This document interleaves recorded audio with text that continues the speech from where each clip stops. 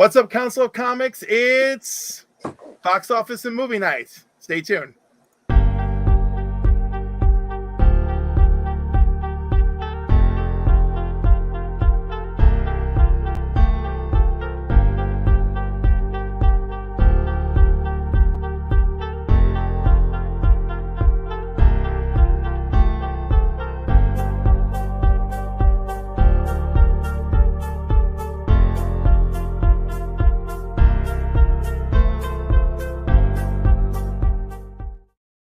What's up, Council of Comics? It's box office and film night.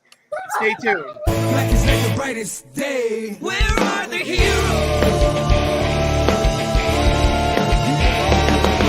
Soon as they get here, everything will be alright. I need a hero. Someone superhuman who can come and save my life. What's up, everybody? It's Sunday night where we do the box office and the movies. And tonight, the movies that influenced us as children. Get them. Yes, episode 21. Episode 21. Wow. Jeez, we've been doing this for 21 straight weeks. This is crazy. It's amazing. Actually, I mean, we had 1 week off, so there you go. Yeah, very true. But still, very good. Very true. So what's up, everybody? I'm Cliff. You can find me on the internet. I'm Clifford NY and Cliff NY. We got Sam here. You're And Green Shirt Guy, aka Ronaldo. who's currently in distraught for his bills. I'm distraught. I'm distracted. So if he looks a little sad there, guys, that's the reason why. Don't worry. You see, But then if he looks real happy, that's the reason why too. If you see the camera go flying, it's probably because something good happened. I stood up off my couch. Okay. But I can talk and I can multitask. Has anybody watched anything interesting this week? Last of Us. Bad Batch. Last You watched of Bad Us. Batch? Excellent. You caught up? Yep. Pretty good, huh? I've always enjoyed Bad Batch. And you know, more than I ever dreamed I was going to enjoy it. Yeah. The last episode was pretty good too. I watched some documentaries. Oh, you know what I'm watching now? I don't know if you guys are tennis fans, but even still, it's not. You know, you can enjoy just the drama of it. It's called Point Break, or no, I'm sorry, not Point Break Point on Netflix. It's a documentary series. It's kind of by the same people who did the F1 series Drive to Survive, which I never really thought I would get into watching F1 stuff, but that series is riveting. This one's just as good. I'm only like two episodes in. That's what's up. I've been watching Insecure with Kamaria like crazy. Insecure. It's on HBO Max. It's not really I know. like It sounds familiar. Is there anybody who stars in it that I Issa's know? in it. I think it's Issa Rae. It's just a very toxic rat. I don't know how to explain, but it draws you in with it. You know what I mean? You're watching it and I'm like, you guys are so freaking toxic. But then you tune in for every episode to see how toxic they can get. Yeah, I don't know if I can do that anymore. Because like I haven't watched A Housewife in almost 10 years now.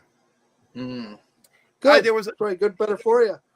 Yeah. I mean, personally for me, yes, definitely. Like I talked to the psychiatrist at work, and their viewing habits are like off the wall to me. I'm like, how can you deal with the people you deal with all day, and then you go home and then you're watching Jersey Housewives and Housewives of Beverly Hills?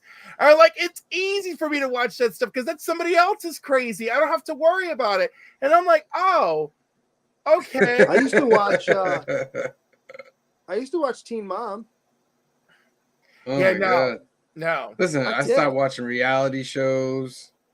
Like, you know, still remember the MTV The Real World? That was real good when it first came out. That was Yeah, I the still first watch like that. Well, 'cause I reality watched type The show. Challenge.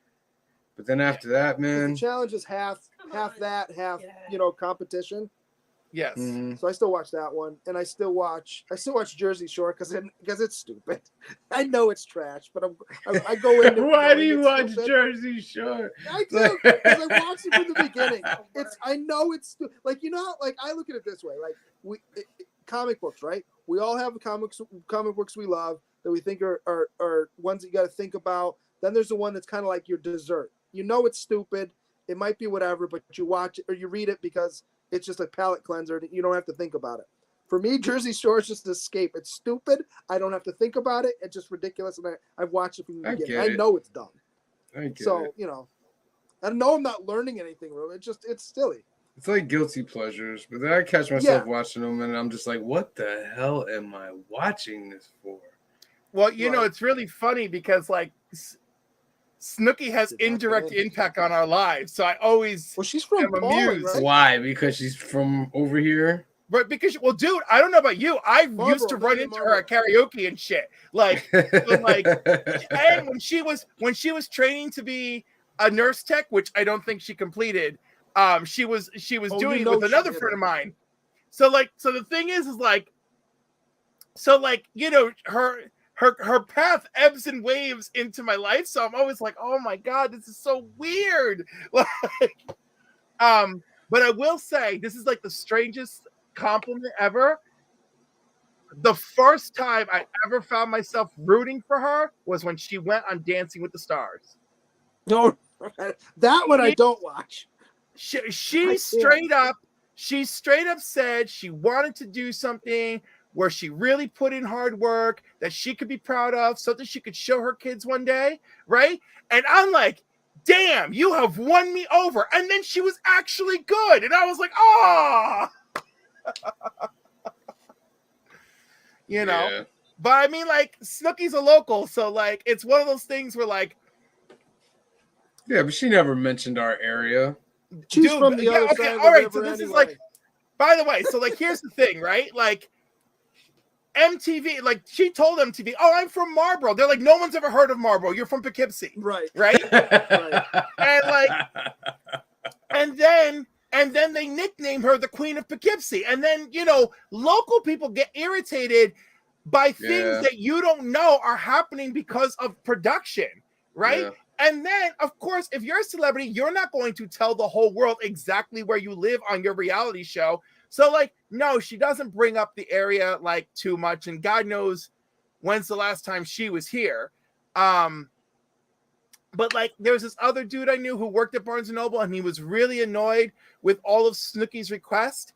And I'm like, dude, those aren't Snooki's requests. That's her rider. If you're a celebrity, you've got a rider, and you got to fulfill it. You know, and I was like, and a lot of people don't realize, some of the requests are ridiculous on a rider, but it's not because you necessarily want some of that stuff. It's to see if the people taking or booking. What do you mean? What are you talking about? A rider. You don't know what a rider is, dude? What's a rider? Oh, it's like we're an educational show here too. Let's teach people here. And I'm not making this. It's the Foo Fighters. They're one of the things on their riders. They always have to have a pair of fresh socks for each member of the band. Because they want fresh socks. Like in the vehicle that they have to go in? Is that what we're talking about? No. The rider is a contract. Oh. It's a legally binding agreement. So, in other words, if you pay for New Kids on the Block, right? Mm-hmm. You're like, hey, I need New Kids on the Block here for 2 hours on a Sunday at Barnes & Noble, right? And it's like, okay, well, the fee is like $40,000. All right, I don't have $40,000, right? I'm like, I've got $15,000. And it's like, all right, $15,000. We'll send you New Kids on the Block. You fulfill the rider and no photographs. They'll only sign stuff because you're only paying $15,000. This is just a wild example, right? Mm-hmm. And then while they appear at your location, only New Kids on the Block songs may be played at the time that they are present.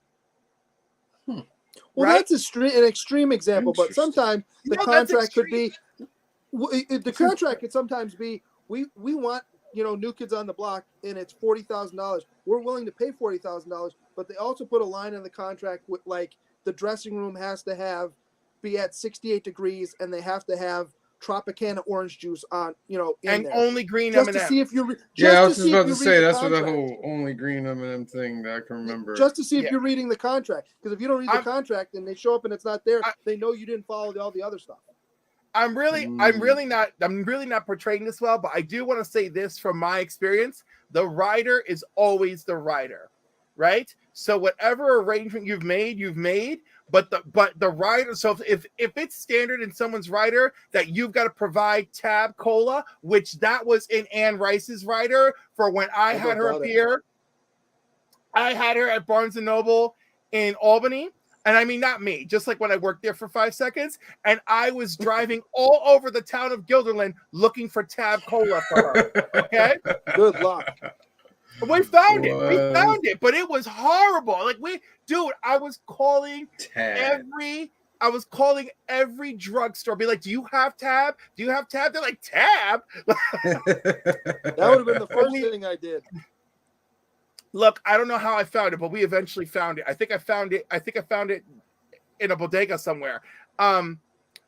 But anyhow, so like that's the thing. Like everybody's got that contract, and like, see, Sam, you are familiar with a version of it because that's where the green M&M thing came from. Yes. But like everybody has it. So, and going back to the original thing, I'm arguing with my acquaintance because I'm like, you don't understand it. Snooki didn't specifically ask for this. This is like the contract that MTV just demands. Like this is her writer because like MTV is the boss, right? Mm-hmm. So when she appeared in Barnes and Noble in Poughkeepsie, she was only doing autographs, right? There was no stand-up for photos. And they played the Jersey Shore soundtrack the entire time she was there. Oh my God, that must have been horrifying. No, and he was so upset. And I was like, but do you understand? Like, this is business. And it's really funny because this was so many years later after I worked part-time at Barnes & Noble once upon a time while I was going to SUNY Albany. But yeah, so like, there you go, everybody. Celebrities have these contracts that include a writer, and you better read it to make sure you're paying attention. Celebrities. I know. Celebrities. I can't wait for our turn. I think we're learning from all this stuff, though. Like, to repeat those same mistakes is just, after you've seen them do it, is just wild. Well, I mean, I get how it. Oh my God, Melissa Etheridge's writer. Oh my God, I love it. There's something about rose petals all over the bathroom for her or something, and I was like, oh my God. Now that was really cute because she was actually friends with one of the faculty at SUNY Albany, and so that's how we got to see a copy of her writer. Of course, we couldn't afford her, but we did want to bring her to the college. We did get Chaz Bono to come to the college, and that was super cool. And their writer was very minimal. You know, it was like make sure I get dinner. Like, but who does that? I want flower petals. Okay, so sometimes like Melissa Etheridge didn't do that, right? Like Melissa Etheridge's like manager was like, okay, you can't think of what you want in the writer, I'm gonna do it and put in the flower petal thing, right? That's but it all comes back to what Ronaldo said. It's they want to make sure you actually paid attention and read the contract. It is annoying, and it is what it is. And many times, like as long as you prove you read it, well, it's like, dude, we looked everywhere for size 7 men's socks and we couldn't find them. They're like, well, at least you read the freaking writer, right? And nobody gives you crap. You know, it's the a-holes out there where it's like, well, I don't perform without my green M&Ms. Like that's like, okay, like, that's dude, wild. we tried to get you the green M&Ms and it was a disaster. The fact that but this is the thing, the fact that you would make people waste their time by going out and hunting for these things for you because you're so special that they have to do it. Yeah, but that's a lot of judgment. You think it's because they think they're so special. But why would you make such a thing of it? If it's a little thing that just to make them read it, just say, yeah, put a piece of Joe Bazooka, a piece of gum on the bathroom thing by the thing. Something a little simple. But like, okay, you proved that you did it. No, I want you to get rose petals and put them all over the place. That's ridiculous. Again. But why do you think like it's specific? Like this is Melissa Etheridge's fault when she was like, "I don't care," and her manager's like, "I'm putting it in." Anybody who does something on her team, it's her fault. She represents them. Or they represent her. Yeah, and that is unfortunate. But Sam, if you want me to hold you accountable for everything from everyone you roll with, I was like, let me tell you, you're going to No. be There's a very bad difference place. between people you roll with and people that are working for you. That's a totally different thing. Then should I hold all of you? Should I hold you accountable for everything that your colleagues do at work? Buffalo Bill. No. All right, so I'm just saying, stop trying to be. But no. Yeah, I'm not gonna let you do. I'm not gonna let you do this. No, because this is it. These celebrities get off the hook so many freaking times because it wasn't me. It was my assistant that did it. Now, me at work, that's different. If you're accusing somebody else that works, blah blah, and then you're saying all those people fine. But I'm talking about this particular actor, celebrity, whoever it is. And I'm in saying, particular. and I'm I'm not saying all actors. Right, but you want to because everyone has a writer. Do you want? Should we just start calling? No. Everybody has a writer, and that's fine. I'm talking about the ridiculous demands. Listen, the ridiculous. Like, why demands, excuse the ridiculous demands? Why I'm excuse not them? trying to excuse the ridiculous demands. It's just this is the way it is. Now, is it a little better now than it used to be? I'm sure it is. It doesn't change anything. Now, for instance, Snooki appearing in Poughkeepsie under a contract from MTV, right? Do you think you're going to be happy if you don't have the soundtrack playing for the Jersey I Shore? mean, I think that's a reasonable thing to have the music playing. Right, and a lot of writers are more like that. That's all I'm trying to get to. And like, Well, I'm not getting on you for talking about that. I'm talking about that particular person. Oh, whatever. Of Whoever course. it may be. You know what? Oh, because hold on, wait. Let me find. Let's go. Let's go. Let's go find out what's in Method Man's writer. Let's go look that up right now. Listen, if he has something ridiculous in there, I'm gonna get at him too. Cliff is on a mission, everyone. To me, it's the cost of doing business. It is the cost of doing business. No, it's not the cost. To make somebody do something ridiculous is not the cost of business. Oh, come on. It is in the buy a entertainment- bag of I need to green make beans you and do buy ridiculous things to prove that I am a celebrity. It is. What in is the that? entertainment business. It is. in the Nah, it's all entertainment business. professional. It's supposed to be all professional all the time. You're only Well, entertaining. we're not It's talking not. about- Have you we're not met talking people? about Wall Street, The bro. world is No. wrong. I know it's not, Cliff. I know it's not. I'm telling you, it should be. I'm too loud. There's too much of this. I've noticed this in the world too. There's too much of this accepting what it is. Like, I don't understand this thing that goes around the world like, well, that's just the way it is. Because, Sam, there's only two options in this world. You either just have to take it and keep rolling, or you're going to be one of the people who burns it all down. It's very sad. No, that's too extreme right there. You can have No, it's people that not. disagree Look with at that it. Open and a say history stuff book. about it without Open a burning it history down. book. You can be the person. So, okay, well, look, pause. You're saying Mhm. stuff about it. Is that changing anything? No, but I have a right to Then say there you it go. without So without you're- Cliff getting but upset about it. Dumb, because we when ain't you going to do burn nothing down, about Or it. you go along with it.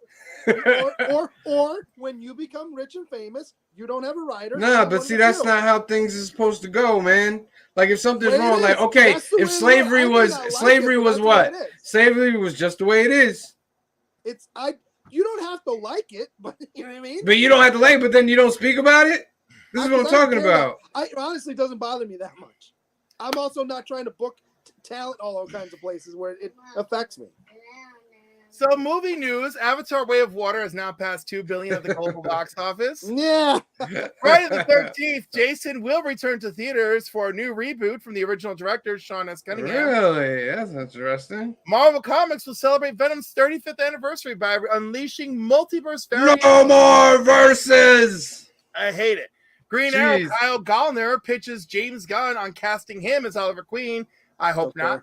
Cult of Mm. Dracula movie adaptation of Rich Davis' controversial comic book series in development. James Gunn explains DC Studios' approach to casting. What matters most is the actor. He's easy to work with. Well, that's everybody, but okay. That's Which like, needs hey, to like dive in order to into. breathe, we need to have air. Yeah. Is that a shot at Cavill? No, I don't think so. this is a show of Cavill. I think this is just like because people are like provoking him on what's his deal. Hmm. So like all right, so January is winding down, blah blah blah blah blah. So that okay, so following recent comments from Gunn in which he strongly hinted that he'll eventually bring his Guardians of the Galaxy cast to the MCU, one fan decided to implore the filmmaker not to use them in DC studio projects. To that, he responded, "We have hundreds of roles to cast, as I've always done. Some will be brand new faces, some will be actors I've worked with before, and some will be actors you know who I've worked with. What matters most is the actor fits the role and they are easy to work with." Now, I want to say something interesting about easy to work with. So a friend of mine worked for a video game company for years, right? And the guy who like executed the 3 games that they worked with, he was like really brilliant, but he was also a tyrant, right? And so him coming up in the business, he was kind of like, oh, okay, like we put up with this guy being a tyrant because he's got brilliant ideas and we're making the game, blah, blah, blah, blah, blah, right? Cut to the last 6 years where he joined another company and they're working on a major project, right? And like they fired the lead designer. He's like, oh my gosh, how do you do that? Whatever. And they're like, we need someone easier to work with. He can't think that he can walk in here and treat people like garbage and we're gonna have an excellent game ready in 2 years. Anyhow, it was just like, and he found it like this revolutionary change of pace, and he was like, so he felt it was like really rewarding. And it was like the most chill environment he ever worked in, and everybody collaborated. And that was another thing too. When he worked under a tyrant, he felt the other departments didn't connect very well on what needed to be delivered. And when they had this new guy who wasn't a super creative genius, but he knew he wanted everyone to work together and like the communication was good, they released a really great game, you know? Mm-hmm. And so he's working on another game that I can't talk about, but he's working on one now. And he's just so happy because, like, again, it's a chill environment with a dude who's like, hey, we've got tight deadlines and I need you guys to work together. And like, this is what all of your teams are responsible for. And these are the people to communicate with on each team. Right. And I think that that's like so brilliant to make sure that like all your workflow is happening. And the first time he ever worked in a video game, he didn't get to meet the voice cast person, right? And he didn't even hear the voices till they were almost done with the game. And like this time, he's like, oh man, we met the voice cast person immediately. She's amazing. You know, she's got such great talent. But I feel all of this was a story to say that when you have people who are easy to work with, like Ronaldo said, room to breathe. Indeed. I mean, it makes a better environment when the people are easy to work with. But, you know, it goes back to the whole thing. Like, there's just something inside that culture of Hollywood that breeds hard to work with people. Well, yeah, because, you know, ego is never far behind. Yeah. You know? But, I mean, it's hard. Well, plus, creative people are always a little bit nuts anyway. Yeah, but I mean, there's a line between the eccentric and the ego. And of course, the worst is the people who are eccentric with the massive ego to go with it. But you also find a lot of people who are terribly insecure too. Absolutely. You know? Absolutely. And they're incredibly talented. Find me one true artist who's satisfied with their work. Oh, like never. Like That's never. what I'm saying. So they're all neurotic to begin with. But I do love when you listen to them and like you hear how insecure they were before they worked on something. You hear how much they loved actually working on the thing, right? How is that a flag? Sorry. Judge Ronaldo, everybody. It's getting toward the end of Oh my God! You know what? Maybe we should do that one week, Sam, where it's just a bunch of sports clips, right? But they're mute, and we just let Ronaldo call them. What else we got in this news docket? That's an awful call. He's like Bloody Disgusting is reporting that a future adaptation of Second Sight's publishing controversial 2021 comic Cult of Dracula is in development at BR Films. The production team behind Dope Boy Magic, Monogamish, Crossover, and The Last Call, Rich Davis horror series puts a fresh spin on the age-old tale, but not everyone was happy with the direction he took with the story, or more specifically, the legendary Lord of the Vampires. In Davis's comic, Dracula was reimagined as a svelte femme fatale with goat horns, bat-like wings, and a serpent's tail. From the beginning, I knew one thing. It may have been the only thing I knew, but I knew it in my bones. I would not tell another story about an Eastern European dude buying up the real estate in Victorian London. Vampires don't solely belong to No, the we'll West. tell it about the female dude. Yeah. A female European doing the same thing. Who's sharpening their horns. They exist virtually in every human culture that has ever walked on the face of the earth. David says he drew inspiration from the mythologies all over the world to create his Dracula. The deer woman from the Cherokee legend, Horogomu from Japan, Medusa from ancient Greece, Kali from Hinduism. I took Dracula all the way back to Lilith and the Garden of Eden. Interesting. I'm always a fan of that. I was just talking about Lilith with Anthony the other day, you know, and the many wives of Adam. For Okay, what was that about? Okay, so like Adam's first wife, God made her in front of Adam, and it horrified him because Adam witnessed creation, right? So he never gave her a name. He stayed away. No, that's his second wife. No, the first wife is Lilith, right? So God makes Lilith, she appears, but Lilith questions everything, right? And Lilith is like, I'm not happy with any of this, you know? Like, I don't like being told what to do. There's people outside that wall, and we don't know anything about them. And so Lilith leaves the garden. But for some reason, I don't know why, in the mythology of Lilith, she leaves the garden, but yet somehow she becomes the queen of nightmares. Like, that's her destiny. Like, oh, it was so horrible. Where are these stories? I don't freaking know. Dude, I read this so long ago. I don't have like a modern take, but you can Google Lilith. Like Lilith, Yeah, I know a few things about Lilith. you can find out everything about Lilith just from Wikipedia. Lilith was actually used as a villain in Peter David's Supergirl run at one point. I like the story of Adam's second wife. His second wife is the one that's made in front of him, and he's horrified, and he doesn't want to look at her, talk to her, because like all he sees is like an abomination because he witnessed how she was created. So God sends the angel of death to go claim her. So when the angel of death arrives, he's got his sword and he approaches her. And she goes, "I know who you are, and I know what you're here to do." And she's like, "And I'll go with you, but give me a name first." Right? And then in this legend that I remember reading 100 years ago in my lifetime, he names her Hope, and then he claims her as his bride and takes her off into heaven.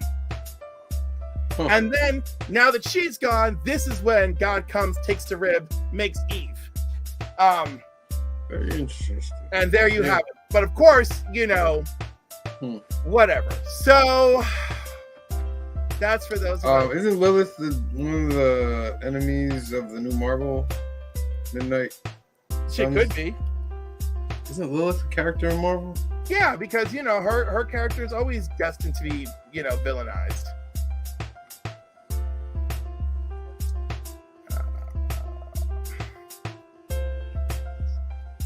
Wow, it's interesting how they tie her into other mythologies too. That's quite interesting.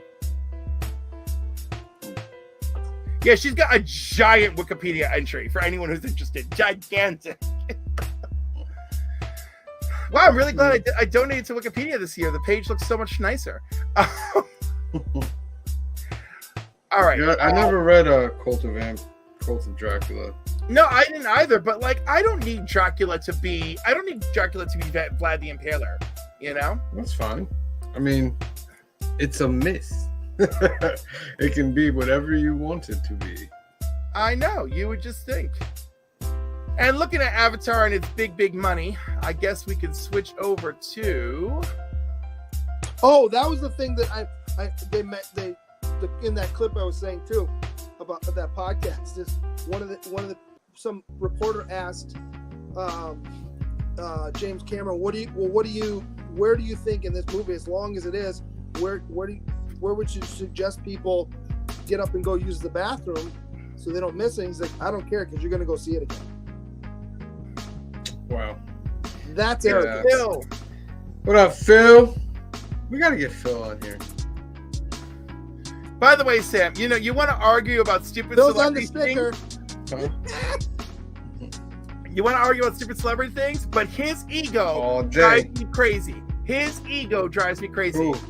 James Cameron. I don't care Oh, when yeah. they get to the bathroom because they're going to go see it again. Like, I don't Yeah. care. I don't care about somebody's green candies. He's the one who's really pissing me off. I would. Oh, Cliff, that's just how it is. That's just how directors are.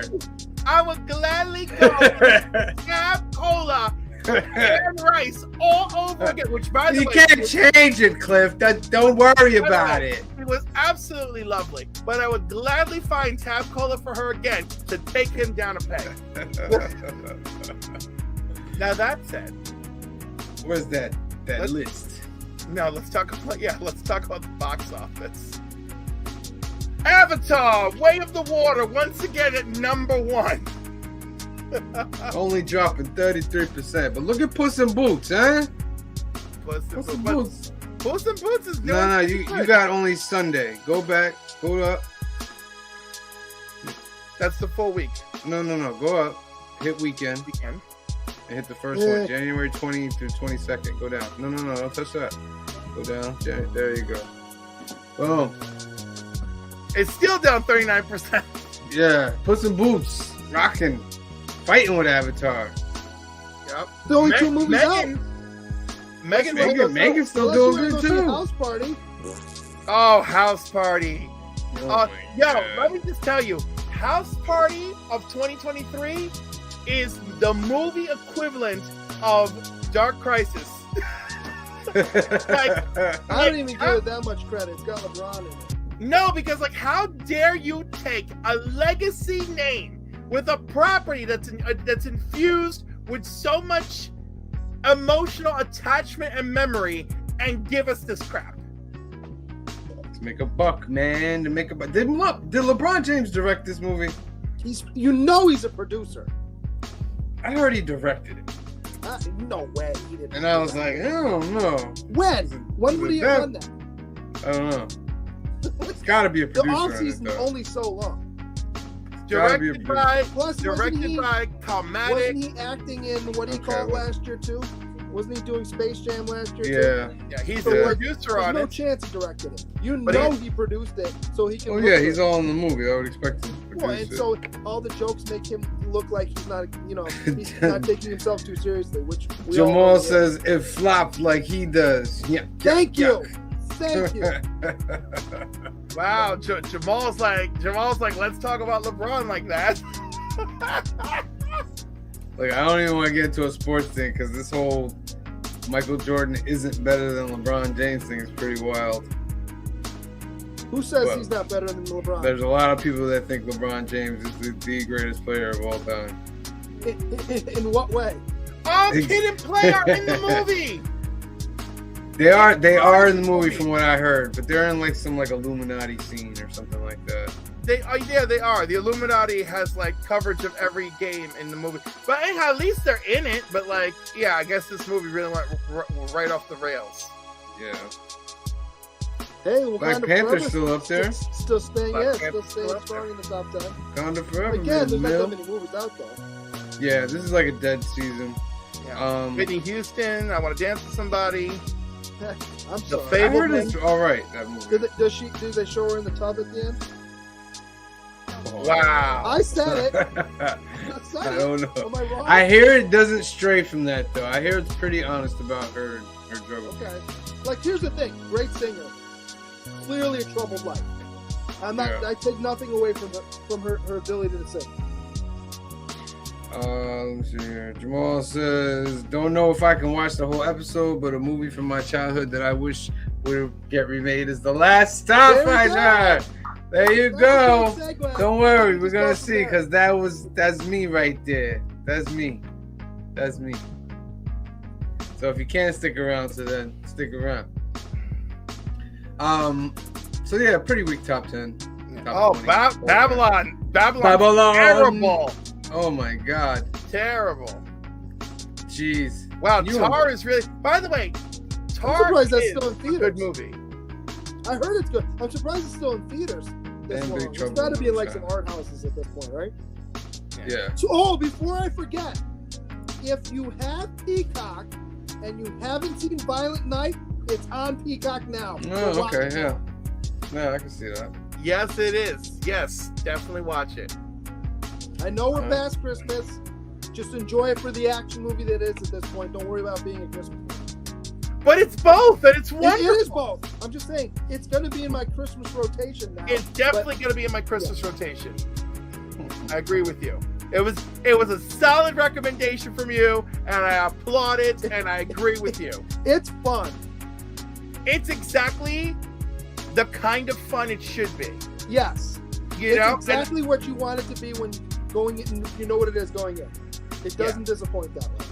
and yeah, I mean, it's violent. Like, let's not stray, right? Well, the title But says it's violent. right, so. but it's funny because it's still Christmassy. There is still Christmas Yes. charm Yes. in this movie, And even it- though and it doesn't do anything as far as the Santa legend, the Santa legacy, to taint that or give him new powers, which is the new thing that they do in all these things. It sticks right with everything we know he can do, and it even kind of calls to it a couple times. Well, It's just actually, kinda- you know, what's kind of nice is like he's not even. But the thing is, like, can always give him new powers because Santa's like, I don't really know how this works.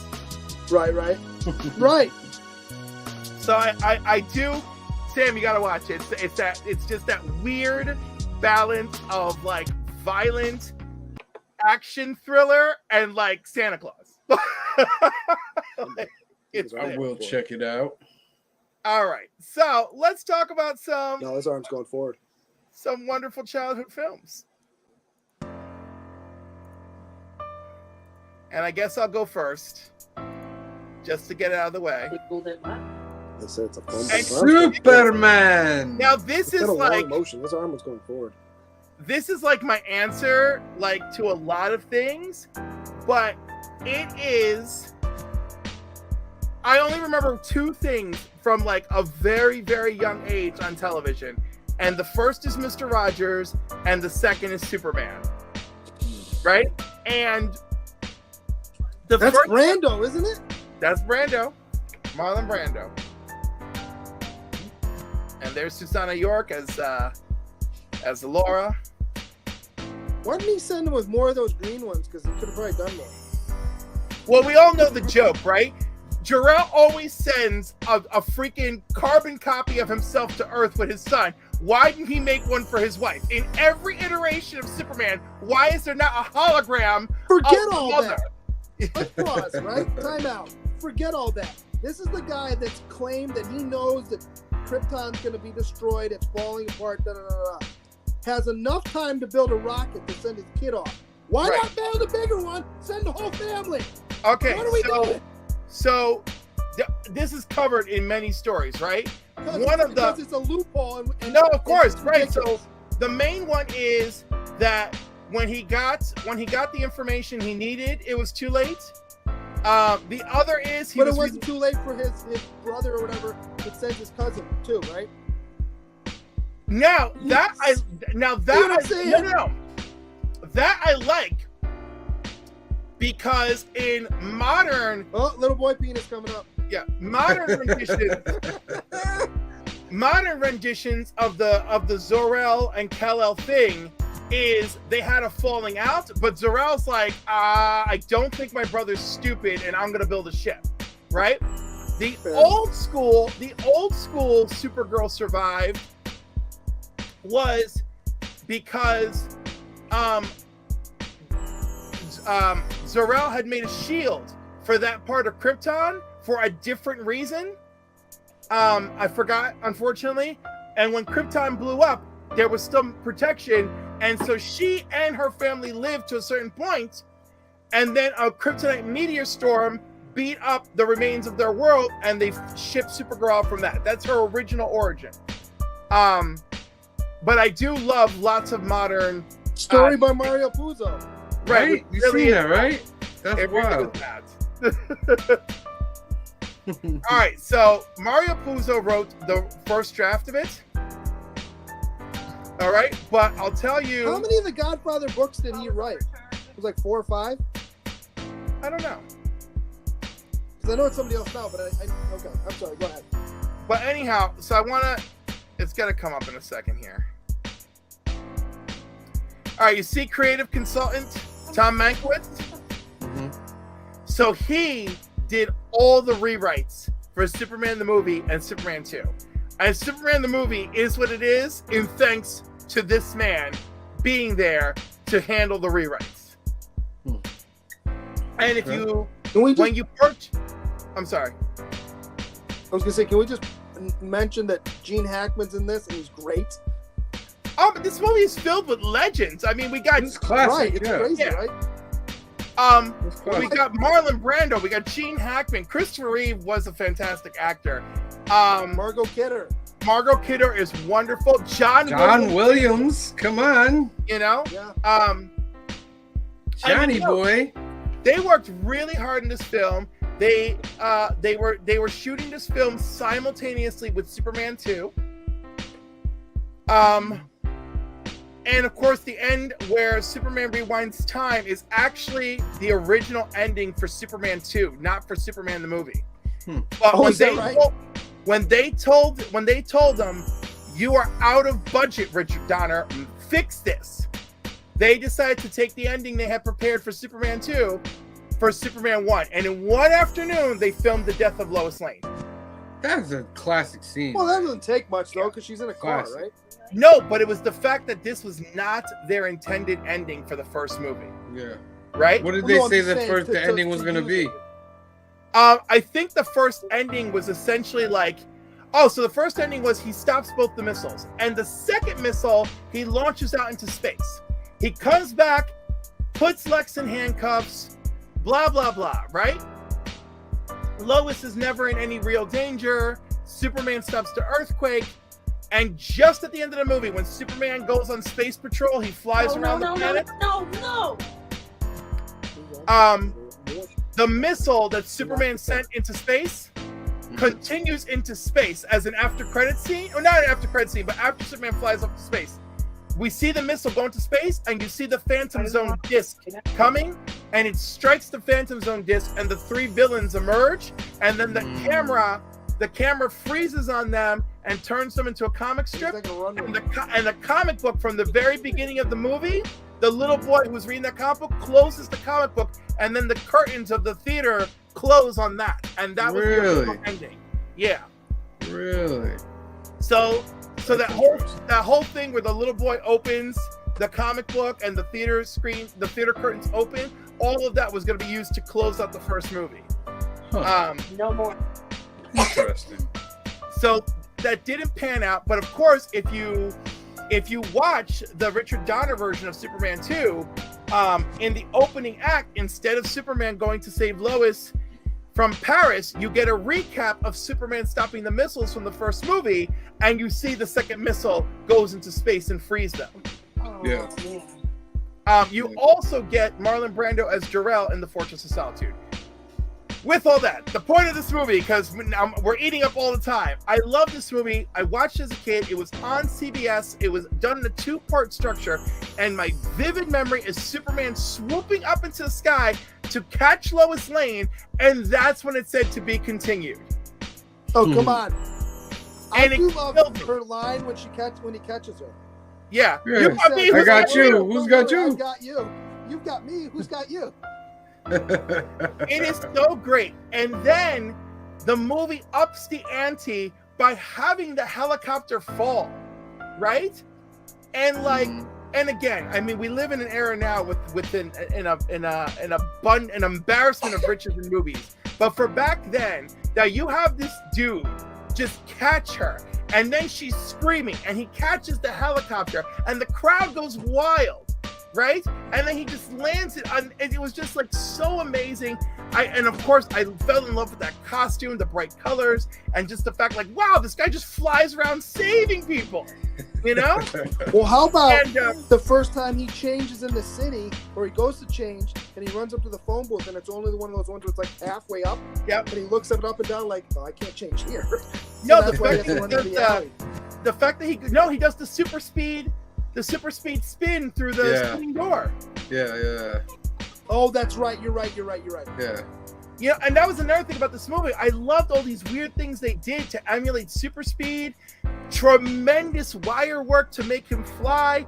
And the thing is, at 2 years old, I didn't understand any of that, but I just knew I was in love with this movie, you know, and Gene Hackman was so great because I loved hating Gene Hackman, you know. Tess Parker. It's Tess Parker. And I love Miss Tessmacher. By the way, Valerie Perrine, she's dealing with multiple sclerosis. She's got a Kickstarter going on, and she's got a documentary that's out. You can buy the documentary to help her. It's not a Kickstarter, to help her with her medical bills. But anyhow, she's lovely. I actually, want to something weird? I met her cousin once, you know, when I was much younger, and her cousin looked almost identical to her. But anyhow, cutting to the chase. Great movie, great cast, so impressionable on me. The special effects are amazing. This is the movie that made me fall in love with it. Yeah, that's the first great superhero movie. True. The first great one. Yeah. All right. Who next? I will move us on to your pick. Oh, yes. The Last Starfighter. Never seen this. You've never seen. Well, this story is about a I human don't know being. why we didn't go see it, but I've still never seen this movie. So this is about a human being named Alex Rogan who lives in a trailer park, and he has dreams and aspirations of being bigger than the trailer park, going to the big city and all that. And he has one video game that's at the store that he works, and he plays it constantly. And then one day, he plays it so good that he breaks the record. It's kind of funny in the movie. Like, the whole trailer park runs over to the video game, and there's like 30 people around. They're like, Alex is going to break the record. Alex is going to break the record. So he breaks the record, and they all celebrate. And then a car shows up. A car that kind of is very similar to, like, Back to the Future type of ride, like right there. And he's basically like, who beat that game? And he's like, me, I beat that game. He's like, all right, come on, get in. I got a deal for you. So that guy's real. I got his name up here. That's the Music Man. That's actually Robert Preston. His name is Centauri. This was his last theatrical film. He died like a couple months after this movie came out. But they take him into outer space, to this other galaxy where the video game stuff really exists. So that guy, him, created the video game to find other starfighters. So they bring him to the starfighter base, but he's like, yo, this is too much. I don't want nothing to do with this. So they bring him back to Earth, where they placed a robot called Beta that looks just like him and acts just like him. And some assassin comes to assassinate him because they know he's the last starfighter. They want to kill him. So they decide, well, you know, I might as well just go fight it anyway. So he goes off with them, and he fights the enemies, and, you know, happy ending, blows up everything. And he comes back for his lovey-dove right there, and they go, he's like, yo, you coming with me? I'm going to save the galaxy. And she's like, yeah, I'm coming with you. And then they go off into the sunset. Now, the big thing about this movie is it's CGI, which is not really CGI at the time. It was amazing for at the time, honestly. 1984, amazing. Because you know how Star Wars used like models? This used the like original like 3D like graphics. That's not a model, that's an actual computer image, and they used the best computer at the time to make this. They were gonna make a video game with this, but it was at the time of the video game bust, where video games like died. They were having horrible money problems, so they never made it. But this is a great movie. And for me as a child, it was that movie like every kid's dream. My video games coming to life. This stuff is real. Yeah, did not look cheesy at all. It was really good. It was kind of a mix of Star Wars and Star Trek and some other sci-fi stuff, and Back to the Future type stuff. I mean, you know, it's so funny. Like you said, it's a great movie when you're a kid. I mean, it's not easy to watch now, but it's not terrible. It's not bad. It's not horrible, because I watched it again, like some clips, and I was like, it's not horrible to watch. But as a kid, phenomenal. Yeah, I highly recommend. Like, I feel like this is a movie you should watch with your kids. You know, while they're still young and they can appreciate it. Yeah. All right, that moves us on to Ronaldo's pick. Yes, my pick. This movie, I remember seeing this movie with my father. It's a Jim Henson movie, which is wild because it's not your typical Jim Henson fare. But what I will say about this movie, anytime I change formats, from VHS to DVD to Blu-ray to whatever comes next, this is one of the few movies I buy. I rebuy this, I rebuy Star Wars. So I have it in every format. I love this movie. It's fantastical. Another planet where there's this crystal. I don't think they ever say where the crystal came from. But at one point in the past, it broke, and a shard broke out of it. And at the same time, these two races showed up at the same time: the Skeksis, which are the kind of evil that they say they're guarding the crystal, and the Mystics, which are very, the Mystics. They're hippy dippy. They live out and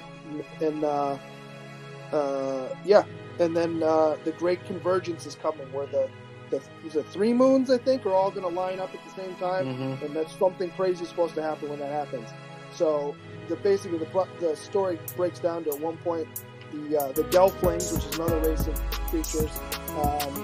This one Gelfling named Jin gets tasked with taking the crystal, the shard, back to the main crystal, and I guess fixing it, right? He ends up shoving it in and completing the crystal, and then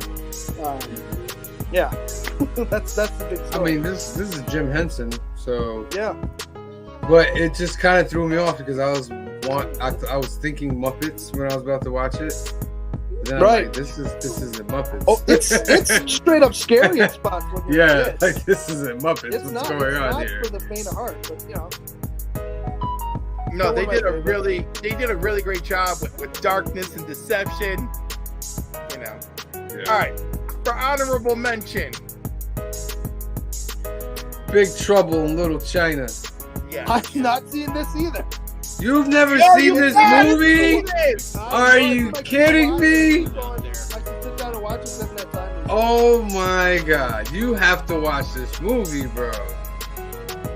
This movie is classic. Classic. Of course, this is what's his face? Say his name? Russell? Why is it escaping me? Yeah, it escapes me too. It's not Russell Crowe. It's Kurt Russell. Kurt Russell And Kim Cattrall, and King Cattrall. long before the days of Sex and the City. Yeah. So he plays this guy. I forget what his name is, but he's kind of like an Indiana Jones type character. Not really well. I don't want to say like he's an archaeologist. He's not an archaeologist, but he's that kind of character that he would be the main character of all these kind of movies. But this movie is so wild. He's Jack Burton. Jack Burton. You just have to watch it, man. For those of you who have not watched Big Trouble in Little China, you need to watch it. It's Also- hilarious. Also, this movie gives us thunder, which, if you know, is the inspiration for Raiden in Mortal Kombat. Oh, is that right? That's right. Yes, he is. His little his martial arts sidekick, Jamal. He's a Yeah. Clef. Go ahead. He's a truck driver of the Pork Chop Express. Yes. But the action scenes are really good in this movie. Everything's good in this movie. You gotta watch that. Some other films is like Flight of the Navigator. Yes. That was Love a good that movie. movie. Yes. You know what I mean? Back to the Future, of course, was a great foundational movie. You know, like the one that really changed me was Empire Strikes Back, but I didn't want to do Empire Strikes Back because I feel like everybody and their mom has done Empire Strikes Back. You know what I mean? Well, did it really change you? Like, Oh, Star Wars, yeah. Or like, but what movie made you go, "Oh wow, I love movies"?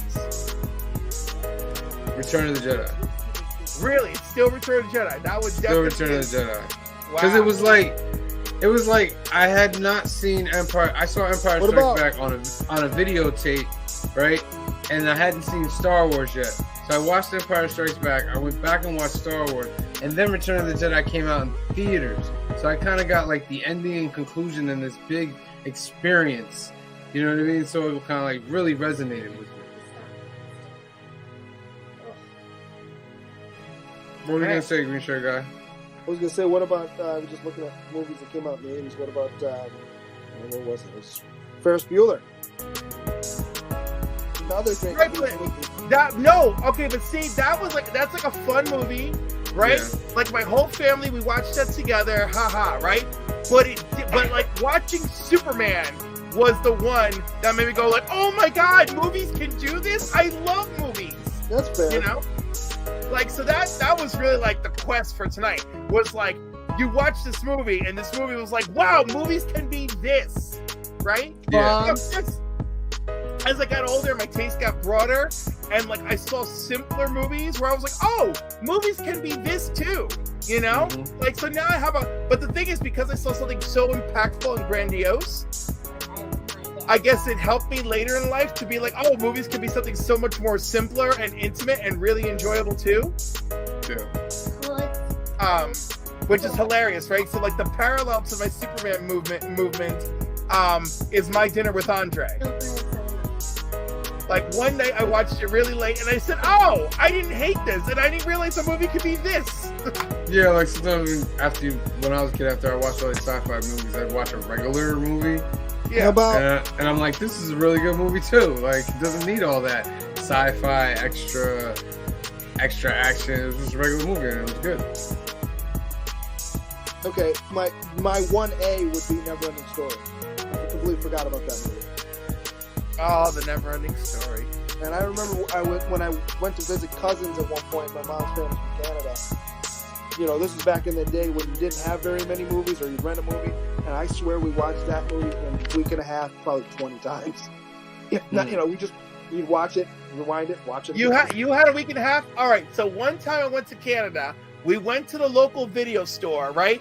You had 3 days. 3 days. And you didn't want those charges, right? Well, yeah. We watched Superman, we watched Annie, and we watched The Neverending Story back to back to back to back. Oh, I love Annie too. That's another movie I loved when I was a kid. And you want to know something really, really, really funny? So I went to bed one night, right? And my brother's up, my mom's up, my grandmother always stayed up late, right? And this is terrible.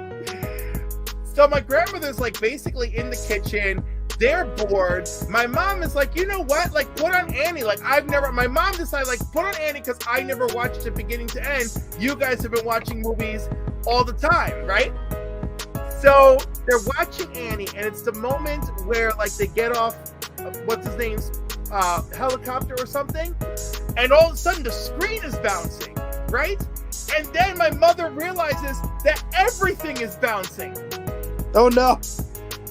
And dude, so I'm downstairs asleep, and my father's downstairs asleep. Canada was having an earthquake, right? Nice. Wow. And it knocked my father out of the bed, and the house was shaking so much, my father had to crawl to the staircase. He couldn't get to his feet. He Really? was shaking, right?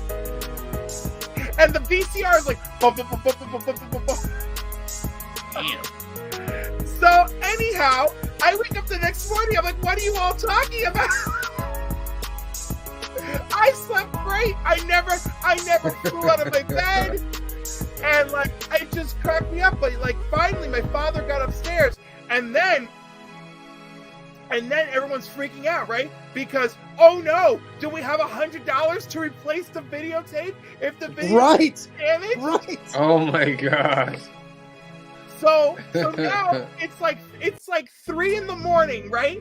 And my brother and my father are unscrewing the casing of the VCR to pull the tape out. My brother, you know, remember the little hoops on the side of the VHS, and then winding the cassette tape back into, or you know, the VHS tape back into place. Wow. Oh my god! And then we played it. And we played it the next day to make sure that nothing was wrong. Dude, like that is like an 80s family adventure right there, right? We had no technology, no YouTube, nothing but luck, and what can you do with the screwdriver? That's it. In the days of Be Kind Rewind. in the days of Be Kind Rewind. Holy crap. Well, they But would then- charge you if you didn't rewind Or- the videotape. And also in the days of when your video shop was doing in a small town, you knew who you were. If you didn't return it on time, they would call you and ask you to bring it back. Can you bring back No, or run into you in the supermarket. Right, right. Yes. Said did that ever happen to you? When someone's like, yo, dude, you haven't returned that movie yet. It Oh, happened man. to me. I was like, oh I used- no. Listen, my dad would always take me to the video store. There was one little store, I think it's still on Broadway, that rents videotapes, and then we had Blockbuster and all that. But I would always go rent like 3 B horror movies. You know what I mean? Like, and just stay up all night watch. I've watched so many B horror movies that it's crazy. God, no wonder Crazy. you're so much. And they always had like one copy too of whatever you were looking Yeah, man, it would show up on the stage like this. You see a zombie like dead, and I'm like, oh, I gotta watch that. Like Chopping Mall and Ghoulies and all those. I was like, oh my god. But that was the thing, like renting, and then when I got my Nintendo, renting video games. That was a huge thing. You'd rent the video game for like the weekend and play it as much as you can. And you get codes or whatever you can, and then you'd have to bring it back, and you're like, no. But yeah, those are big times. Fun times. All right, so That was great. yeah, we've come to the end of another fine episode of our film and box office news. This is episode 21. We want to thank everybody for tuning in. Remember, we do this every Sunday and every Monday. On Sundays, we do it at 5 o'clock.